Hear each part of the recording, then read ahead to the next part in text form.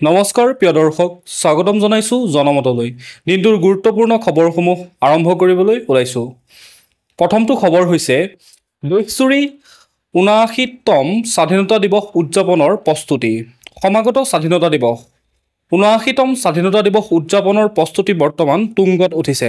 দেশজুৰি উদযাপনৰ প্ৰস্তুতি চলি থকাৰ লগতে অতিথিসকলক নিমন্ত্ৰণ কৰিবলৈ নিমন্ত্ৰণী পত্ৰ ছপা কৰা হৈছে। প্ৰাপ্ত তথ্য অনুসৰি এইবাৰ আমন্ত্ৰণী পত্ৰত ব্যৱহাৰ কৰা হ'ব অপাৰেশ্যন সিন্দুৰৰ লোগো। পেহেলগামত সংঘটিত সন্ত্ৰাসবাদী আক্ৰমণৰ পিছত ভাৰতীয় সশস্ত্ৰ বাহিনীয়ে POK আৰু পাকিস্তানত থকা ৯টাকৈ সন্ত্ৰাসবাদী ঘাটি ধ্বংস কৰিবলৈ অপাৰেশ্যন সিন্দুৰ আৰম্ভ কৰে।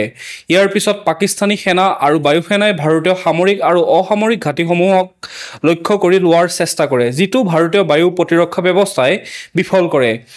এই সংঘাত ৭ মে'ৰ পৰা ১০ মে'লৈকে চলিছিল। ১০ মে'ৰ সন্ধিয়াৰ পৰা যুদ্ধবিৰতি সংঘটিত হৈছিল যদিও অপাৰেশ্যন সিন্দুৰ বৰ্তমানেও চলি থকাৰ কথা উল্লেখ কৰিছে বিষয়াসকলে। ১৫ আগষ্টত লালকিল্লাৰ প্ৰাচীৰৰ পৰা দেশবাসীক সম্বোধন কৰিব প্ৰধানমন্ত্ৰী নৰেন্দ্ৰ মোদীয়ে। নিজ ভাষণত শ্ৰীমোদীয়ে অপাৰেশ্যন সিন্দুৰৰ কথা উল্লেখ কৰিব।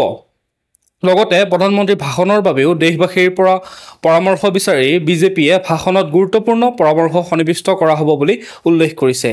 ইফালে প্ৰধানমন্ত্ৰীয়ে লালকিল্লাৰ প্ৰাচীৰত পতাকা উত্তোলন কৰাৰ সময়তে ৰাষ্ট্ৰীয় সংগীত বাজিব, সমান্তৰালকৈ ২১ জাই গুলীৰে সন্মান প্ৰদৰ্শন কৰিব। লগতে স্বাধীনতা দিৱস উদযাপনৰ বাবে সাজু হৈ উঠিছে অসমৰ খাদী আৰু গ্ৰামোন্নয়ন বোৰ্ড। ১১গৰাকী কৰ্মচাৰীয়ে গুৱাহাটীৰ চান্দমাৰীত থকা কাৰ্যালয়ত ভিন ভিন আকাৰৰ জাতীয় পতাকা চিলাইছে। প্ৰায় ১০০ টকাৰ পৰা ৪,৭০০ টকা পৰ্যন্ত পতাকা নিৰ্মাণ কৰিছে বিভাগটোৱে। কৰ্তৃপক্ষই জনোৱা মতে এইবাৰ মুঠ ২০ লাখ টকাৰ পতাকা বিক্ৰীৰ লক্ষ্য কৰিছে অসম খাদী আৰু গ্ৰামোন্নয়ন বোৰ্ডে। আনহাতে অসম সচিবালয়, অসম বিধানসভাৰ উপৰিও প্ৰতিটো চৰকাৰী বেচৰকাৰী কাৰ্যালয়ত পূৰ্ণগতিত চলিছে স্বাধীনতা দিৱসৰ প্ৰস্তুতি। পেৰেড গ্ৰাউণ্ডসমূহত অনুশীলনত ব্যস্ত আৰক্ষী নিৰাপত্তাৰক্ষীসকল। গুৱাহাটীৰ খানাপাৰাতো চলি আছে পেৰেডৰ অনুশীলন। প্ৰাপ্ত তথ্য অনুসৰি পেৰেডত ২০ৰো অধিক প্লাটুনে অংশগ্ৰহণ কৰিছে। উল্লেখ কৰা প্ৰয়োজন যে মণিপুৰ আৰক্ষীয়েও অংশগ্ৰহণ কৰিব খানাপাৰাৰ পেৰেডত। এতিয়া আহিছোঁ আমি পৰৱৰ্তী খবৰলৈ। অসমীয়া ছাত্ৰী অৰণী এছ হাজৰিকাৰ কৃতিত্ব। গুৱাহাটী মহানগৰৰ বামুণী মৈদামৰ পৰাগ দাস পথ নিবাসী অসম সন্তান অৰণী এছ হাজৰিকাই সুদূৰ ইংলেণ্ডৰ বিশ্ববিখ্যাত উচ্চ শিক্ষাৰ প্ৰতিষ্ঠান অক্সফৰ্ড বিশ্ববিদ্যালয়ৰ পৰা সংস্কৃত আৰু ধ্ৰুপদী হিন্দী বিষয়ত সুখ্যাতিৰে স্নাতক ডিগ্ৰী লাভ কৰা প্ৰথম অসমীয়া হিচাপে বিৰল কৃতিত্ব অৰ্জন কৰিছে। বিশ্বৰ প্ৰাচীনতম বিশ্ববিদ্যালয়খনৰ বিখ্যাত চেল্টনিয়ান থিয়েটাৰৰ প্ৰেক্ষাগৃহত শনিবাৰৰ অৰ্থাৎ আগষ্টৰ ৯ তাৰিখে ব্ৰিটিছ সময়মতে দুপৰীয়া ১ বজাৰ পৰা অনুষ্ঠিত হোৱা আৰু বিশ্ববিদ্যালয়খনৰ উপাচাৰ্যকে ধৰি বিভিন্ন বিশ্ববিখ্যাত পণ্ডিত আৰু শিক্ষক আৰু গৱেষক উপস্থিত থকা ডিগ্ৰী প্ৰদান অনুষ্ঠানত ডিগ্ৰী গ্ৰহণ কৰি অৰণীয়ে সংস্কৃত আৰু ধ্ৰুপদী হিন্দী বিষয়ত স্নাতক হোৱাৰ সৰ্বপ্ৰথম অসমীয়া হিচাপে ৰাজ্যবাসীলৈ গৌৰৱ আৰু সন্মান কঢ়িয়াই আনে। ২১ বছৰীয়া অসম সন্তানগৰাকীয়ে ১২৬৩ চনতে জন ডি বেলিয়লে প্ৰতিষ্ঠা কৰা আৰু ইংৰাজী ভাষা কোৱা পৃথিৱীখনৰ আটাইতকৈ পুৰণি মহাবিদ্যালয় হিচাপে চিহ্নিত উচ্চ মানদণ্ডৰ বেলিয়ল মহাবিদ্যালয়ৰ ছাত্ৰীৰূপে এছীয় আৰু মধ্যপ্ৰাচ্য অধ্যয়ন অৰ্থাৎ department of Asian and middle eastern ষ্টাডিজৰ অধীনত সংস্কৃত আৰু ধ্ৰুপদী হিন্দী স্নাতক পাঠ্যক্ৰম অধ্যয়ন কৰিছিল। এতিয়া আহিছোঁ আমি পৰৱৰ্তী খবৰলৈ। অসম চৰকাৰক অষ্ট অনুজ্ঞাপত্ৰ নীতি প্ৰত্যাহাৰৰ আহ্বান নাৰী নাগৰিক মঞ্চৰ। সমগ্ৰ অসমতে মহিলা কণ্ঠক একত্ৰিত কৰা নাৰী নাগৰিক মঞ্চই ৰাজ্য চৰকাৰক স্পৰ্শকাতৰ অঞ্চলৰ খিলঞ্জীয়াক অস্ত্ৰৰ অনুজ্ঞাপত্ৰ প্ৰদানৰ সিদ্ধান্ত তৎকালীনভাৱে বাতিল কৰিবলৈ আহ্বান জনাইছে। এই পদক্ষেপে দশক ধৰি চলি অহা শান্তি প্ৰক্ৰিয়াক বিঘ্নিত কৰাৰ লগতে ৰাজ্যখনত উত্তেজনা বৃদ্ধি কৰিব বুলি সকীয়াই দিয়ে সংগঠনটোৱে। শনিবাৰে গুৱাহাটীত অনুষ্ঠিত এক বৈঠকত প্ৰায় ৩০গৰাকী মহিলা প্ৰতিনিধিয়ে অংশগ্ৰহণ কৰে।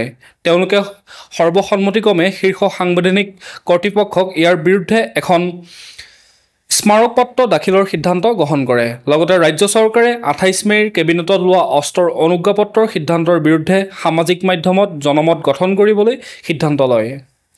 এতিয়া আহিছোঁ আমি পৰৱৰ্তী খবৰলৈ। আমাৰ ছোৱালীক বংগমূলীয়লৈ বিয়া দিয়াটো বন্ধ কৰিব লাগে, খোলাখুলিকৈ কথা কৈ দিলে নেকিবোৰ জামানে।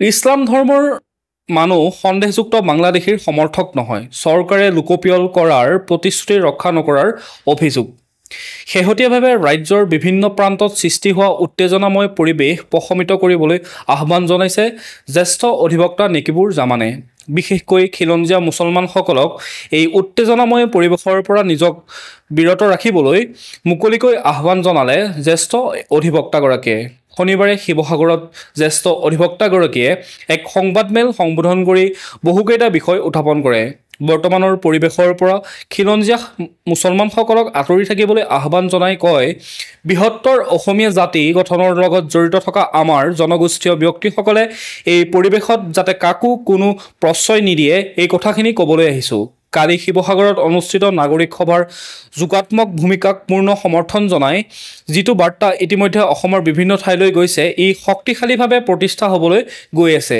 শিৱসাগৰত পৰিৱেশ বিনষ্ট নিয়ন্ত্ৰণ হ'লেও বৰপেটা আৰু ৰহাত নহয় গতিকে গোটেই দিশটো চাব লাগিব এতিয়া আহিছোঁ আমি পৰৱৰ্তী খবৰলৈ আছুৰ প্ৰত্যাশা 40 যোগ্য প্ৰাৰ্থীয়ে পাব বিশেষ সুবিধা লোকসেৱা আয়োগৰ অসামৰিক সেৱাৰ পৰীক্ষাৰ প্ৰশিক্ষণত সহায় কৰিব আছুৱে ইতিমধ্যে প্ৰক্ৰিয়া আৰম্ভ কেন্দ্ৰীয় লোকসেৱা আয়োগৰ অসামৰিক সেৱাৰ পৰীক্ষাৰ পূৰ্ণকালীন প্ৰশিক্ষণৰ বাবে অসমৰ ২৬ গৰাকী আৰু উত্তৰ পূবৰ বাকী ৰাজ্যৰ পৰা ১৪ গৰাকী অৰ্থাৎ মুঠ ৪০ গৰাকী প্ৰশিক্ষাৰ্থীক দিল্লীলৈ প্ৰেৰণ কৰিব সদৌ অসম ছাত্ৰ সন্থাই প্ৰত্যাশা প্ৰকল্পৰ অধীনত আছুৱে পৰীক্ষাৰ্থীসকলক এই সহায় আগবঢ়াব প্ৰশিক্ষণৰ সকলো খৰচ বহন কৰাৰ লগতে পৰীক্ষাৰ্থীসকলক জলপানীও আগবঢ়াব আছুৱে প্ৰকল্পৰ অধীনত ইতিমধ্যে উত্তৰ পূবৰ ৪০ গৰাকী প্ৰশিক্ষাৰ্থী বাছনি প্ৰক্ৰিয়া আৰম্ভ কৰা হৈছে প্ৰতিযোগিতামূলক পৰীক্ষাৰ প্ৰশিক্ষণত সহায় কৰিছে সেইবাবে আছুৱে তাৰ অংশস্বৰূপে দেওবাৰে গুৱাহাটী মহানগৰী ৰয়েল গ্লোবেল বিশ্ববিদ্যালয়ত অনুষ্ঠিত হয় সদৌ অসম ছাত্ৰ সন্থাৰ এক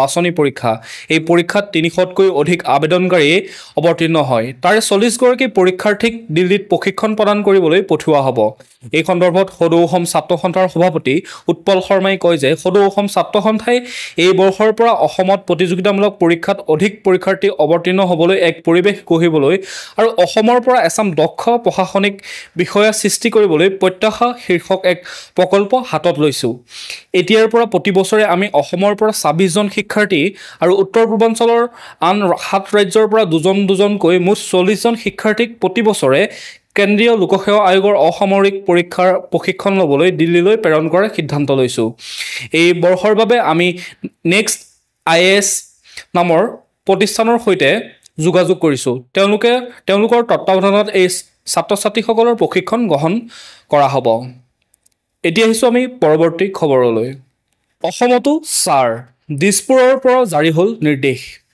ছাৰৰ প্ৰস্তুতি চলাবলৈ ৰাজ্যৰ সকলো জিলা নিৰ্বাচনী বিষয়ালৈ পত্ৰ প্ৰেৰণ কৰিছে ৰাজ্যৰ মুখ্য নিৰ্বাচনী বিষয়াজনে বিহাৰ বিধানসভা নিৰ্বাচনৰ পূৰ্বে সংক্ষিপ্ত ভোটাৰ তালিকাৰ সংশোধনী SIR ব্যৱস্থাই ৬৫ লাখ ভোটাৰৰ নাম কৰ্তনৰ ঘটনাই দেশৰ ৰাজনীতিত তোলপাৰ লগাই থকাৰ সময়তে শীঘ্ৰেই অসমতো ছাৰৰ কাম আৰম্ভ কৰাৰ প্ৰস্তুতি নিৰ্বাচনী আয়োগৰ শীঘ্ৰেই সমগ্ৰ দেশৰ লগতে অসমতো আৰম্ভ হ'ব ছাৰৰ কাম-কাজ অসমৰ মুখ্য নিৰ্বাচনী বিষয়া অনুৰাগ গোৱেলৰ এখন পত্ৰই নিশ্চিত কৰে এই বিষয়টো ছাৰৰ প্ৰস্তুতি চলাবলৈ ৰাজ্যৰ সকলো জিলা নিৰ্বাচনী বিষয়ালৈ পত্ৰ প্ৰেৰণ কৰিছে ৰাজ্যৰ মুখ্য নিৰ্বাচনী বিষয়াজনে অসমৰ মুখ্য নিৰ্বাচনী বিষয়া অনুৰাগ গোৱেলে জিলা নিৰ্বাচনী বিষয়াসকললৈ শেহতীয়াকৈ প্ৰেৰণ কৰা এখন পত্ৰত উল্লেখ কৰিছে যে সমগ্ৰ দেশতে শীঘ্ৰেই নিৰ্বাচনী আয়োগে সংক্ষিপ্ত ভোটাৰ তালিকা সংশোধনীৰ কাম-কাজ আৰম্ভ কৰিবলৈ আগবাঢ়িছে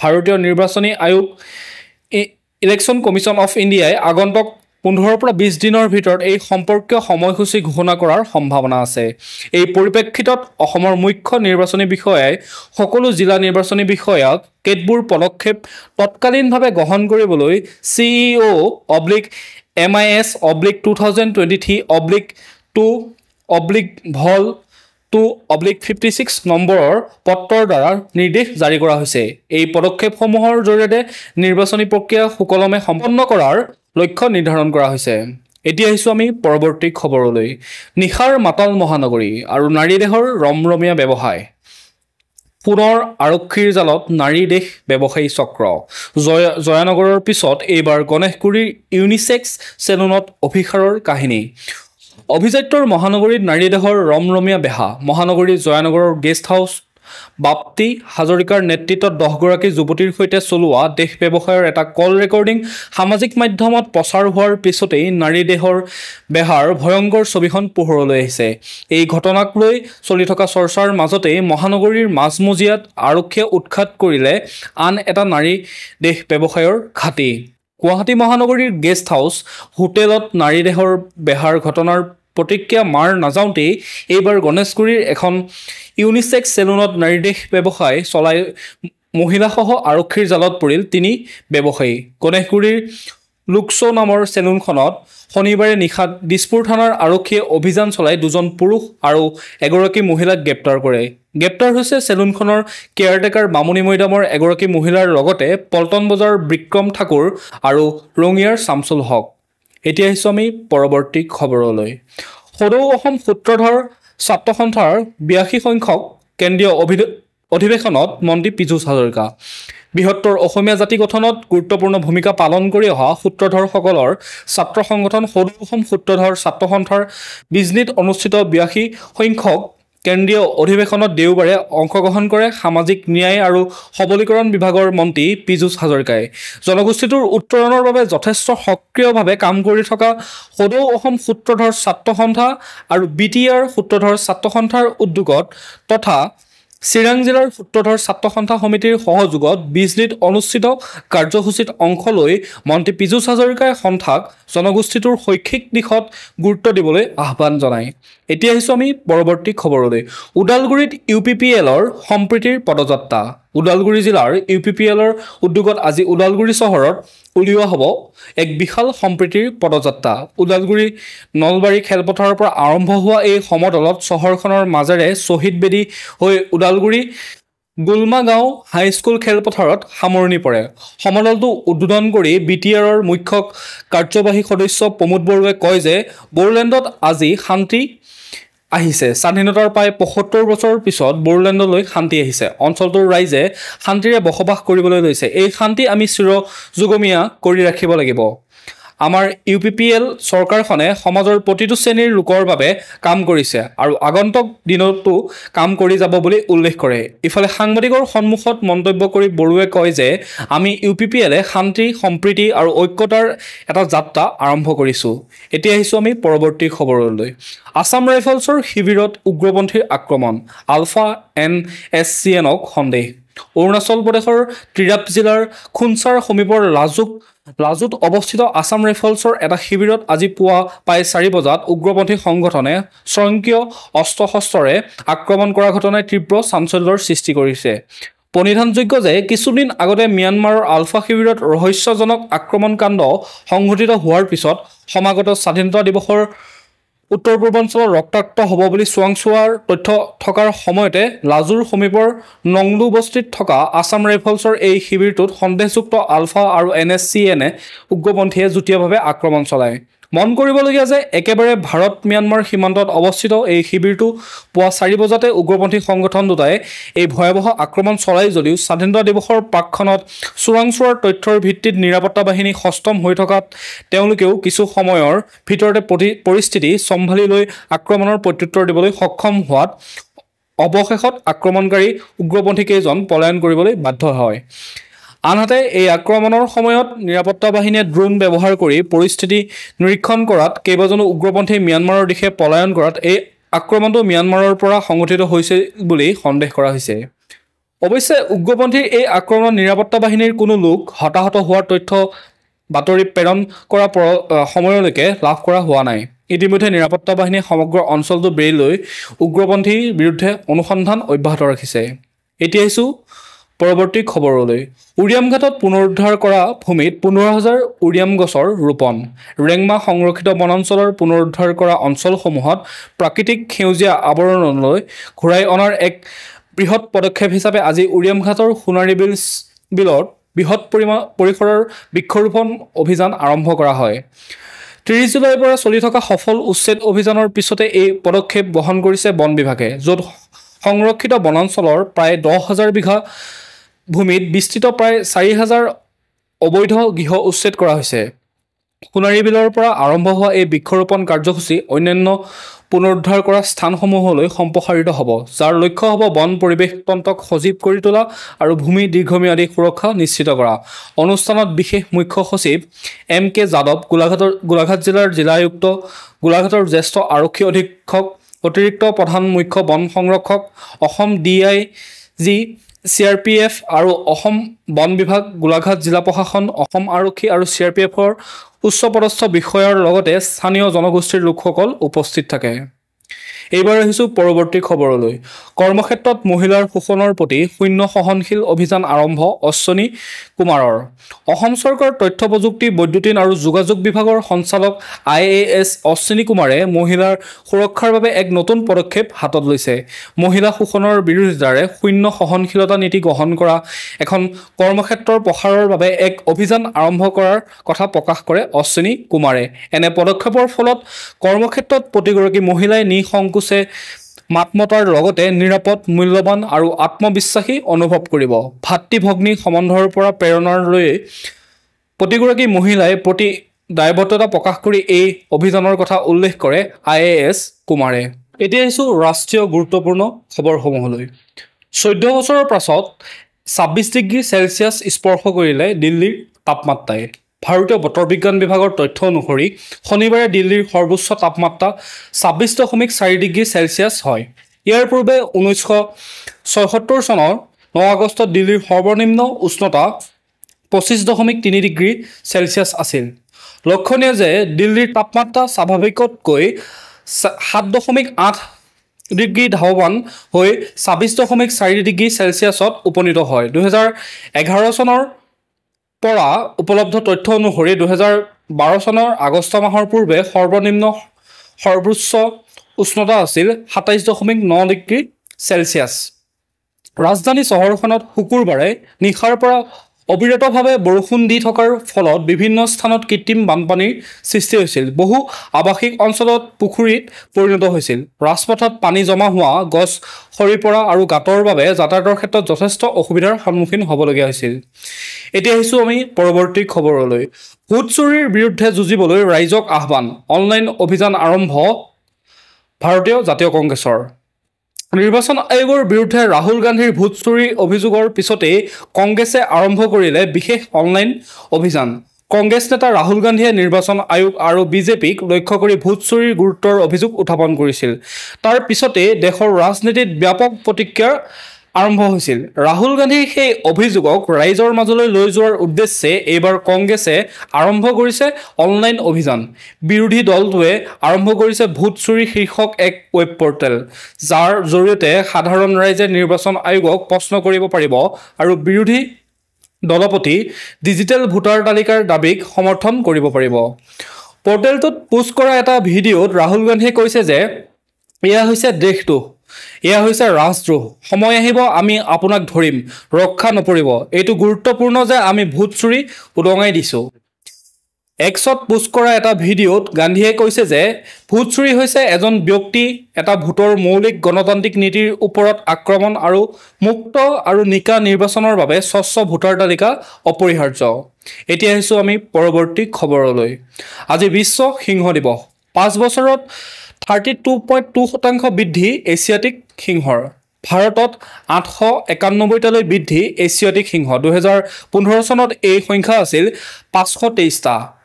ভাৰতৰ এছিয়াটিক সিংহৰ সংখ্যা উল্লেখযোগ্যভাৱে বৃদ্ধি পাইছে। 2020 চনত এই সংখ্যা আছিল 674টা।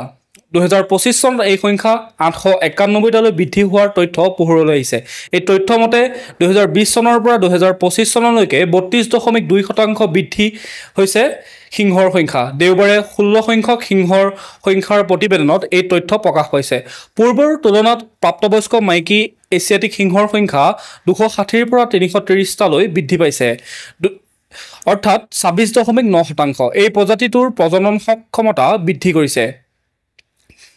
ৱাৰ্ডা বন্যপ্ৰাণী অভয়াৰণ্যত উপগ্ৰহীয় সিংহৰ মুঠ সংখ্যা 497টা লাভ কৰা হৈছে। বন্যপ্ৰাণী অভয়াৰণ্যৰ জেটপুৰ আৰু সংলগ্ন এলেকা আৰু বাব্ৰা আৰু জামদান আৰু সংলগ্ন এলেকা 9টা স্থানত উপগ্ৰহীয় সংখ্যাৰ তথ্য লাভ কৰা হৈছে। প্ৰথমবাৰৰ বাবে কৰিডৰ অঞ্চলসমূহত একেলগে অভিলেখ সংখ্যক 22টা সিংহ পোৱা গৈছে।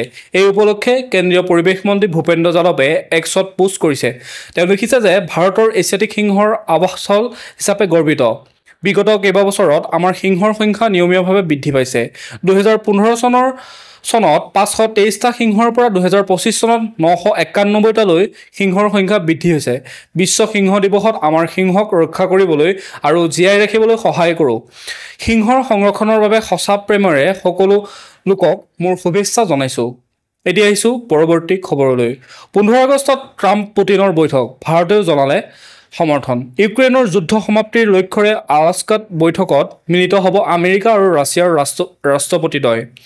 ইউক্ৰেইন সংঘাতৰ সমাপ্তিৰ লক্ষ্যৰে অহা 15 আগষ্টত আলাস্কাত আমেৰিকা আৰু ৰাছিয়া বহু প্ৰত্যাশিত বৈঠকত মিলিত হোৱাৰ সম্ভাৱনা আছে। এই পৰিকল্পিত বৈঠকত ভাৰতে আদৰণি জনাইছে। বৈদেশিক পৰিক্ৰমা মন্ত্ৰালয়ে এই বৈঠকে শান্তিৰ পথ প্ৰশস্ত কৰিব পাৰে বুলি আশা প্ৰকাশ কৰিছে।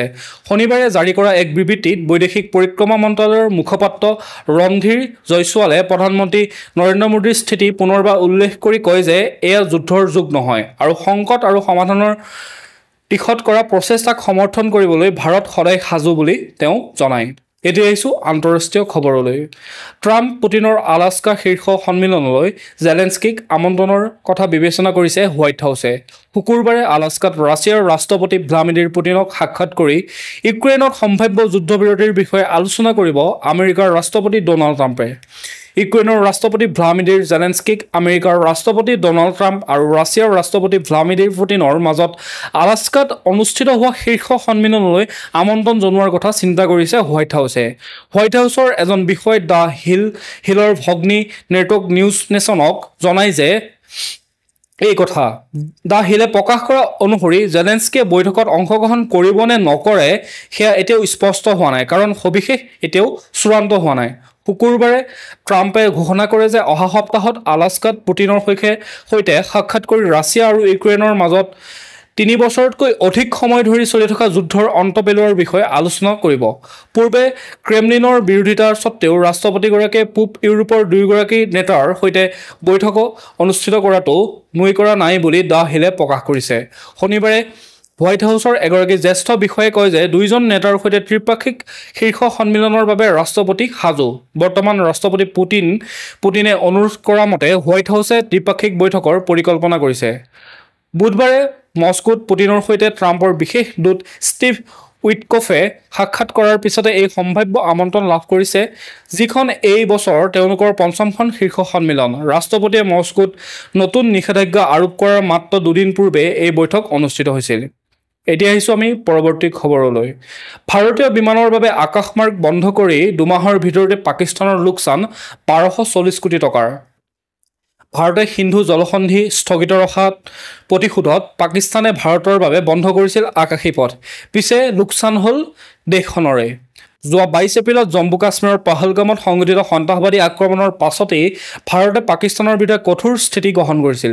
চিৰবৰী চুবুৰীয়া দেশখনক শাস্তি দিয়াৰ উদ্দেশ্যে ভাৰতে 1960 চনৰ সিন্ধু জলসন্ধি স্থগিত ৰাখে। ভাৰতৰ এই সিদ্ধান্তৰ পিছতেই ভাৰতীয় বিমানৰ বাবে পাকিস্তানে প্ৰতিশোধৰ স্বৰূপে নিজৰ আকাশমাৰ্গ বন্ধ কৰি দিয়ে। এই সিদ্ধান্তৰ বাবে এতিয়া পাকিস্তানে নিজে ভৰিবলগীয়া হৈছে লোকচানৰ।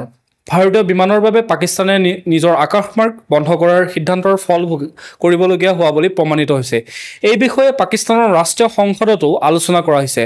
পাকিস্তানৰ সংবাদ মাধ্যমৰ বাতৰি অনুসৰি 2 মাহৰ ভিতৰতে দেশখনে 1240 কোটি টকা অৰ্থাৎ 4.1 বিলিয়ন টকাতকৈ অধিক লোকচানৰ সন্মুখীন হৈছে।